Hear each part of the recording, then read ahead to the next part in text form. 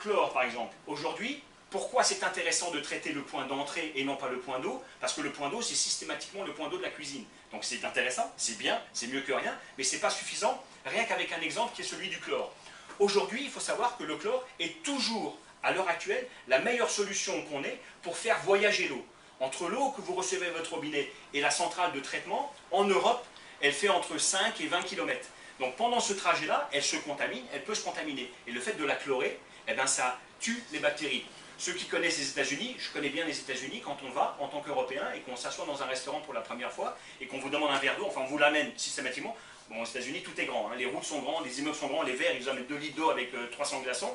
Mais quand on approche l'eau, nous on est surpris, c'est surchloré. Alors c'est vrai que pour un Américain, il dit ah, là génial, j'ai tout flingué. Oui, c'est vrai, on a tout flingué. Mais le problème, à quel prix? C'est-à-dire que si on n'a pas le temps matériel de le faire, on n'est même pas équipé, mais je vous le démontre, quand vous avez du chlore dans l'eau, c'est intéressant parce qu'on est sûr d'avoir une action bactérienne. Mais si vous avez une eau chlorée et que vous faites un révélateur de chlore, donc vous révélez qu'il y a du chlore dans l'eau. S'il n'y en a pas, on en rajoute même avec une petite goutte d'eau de javel, ce qui est même 20 fois ou 30 fois la dose qu'on peut trouver maximum dans le robinet. Vous coupez une pomme de terre ou vous coupez un oignon et vous le mettez dans le verre.